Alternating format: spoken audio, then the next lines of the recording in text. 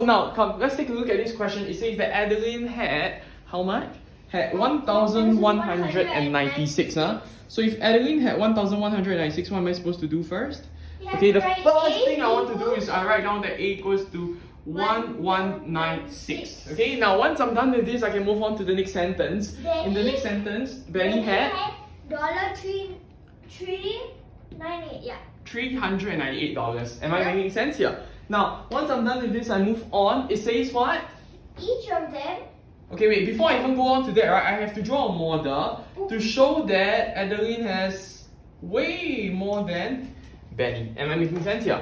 Okay, what is the difference? We know that the difference is actually how much? 1196 minus 398. Okay, so we know that Adeline, she has 798 more than who? More than B. Okay, so 798 is over here. Now, why is it that I wrote my numbers outside? So that I will have the flexibility to change or to add or to break down 798 into different parts. Okay, so once I'm done with this, I can read the next sentence. Can you read the next sentence for me? Each of them then spend the same amount of money. Very good. So when we see that they spend the same amount of money,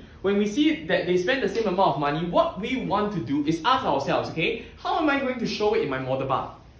How am I going to show that they spent the same amount of money in my model bar? Do I take it from here or do I take it from here? I have to take it from the start. Let me just remind you again. I take it from here. Why is that so? Because if I were to take it from here, I can't show what is here. Right? Because if I were to show this, right, then what about big? Like, how big is it going to be? So what I want to do is I want to take it from the start. So I will just say that this is gone. Am I making sense here?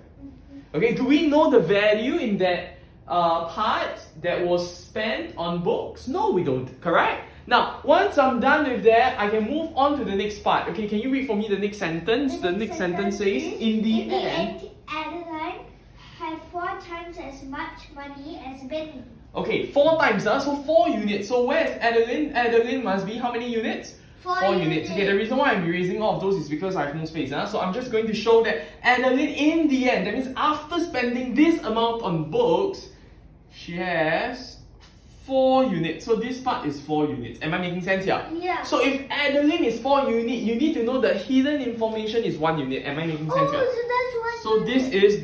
This is 1 unit. So if this is 1 unit, that's why I say outside. Numbers outside first, then at the end of it, before you read the question, before you do anything, you write in 1 unit, 1 unit, 3 units. Am I making sense here?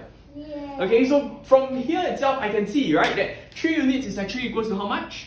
3 units equals 798. Now, how do I know that 3 units equals to 798? Because I can see from here. Yeah. Am I making sense here? Find Mr. Green Man.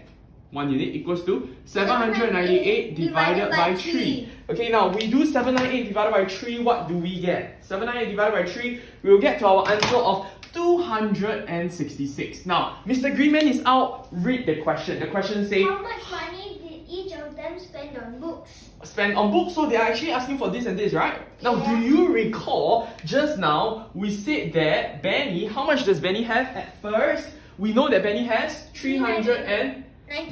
So how do I actually find this X over here that was spent on books? We just have to do 398 minus 266. Okay, so we just write down spend, okay, on books. Remember, always add a meaning to what you are finding. You don't just put 398 minus 266, okay? You put spend on books equals to 398 minus 266. Okay, that will give you, okay, in fact, that will give you 398 minus 266, that will give you 132. Okay, and that is your answer for how much did each of them spend on books.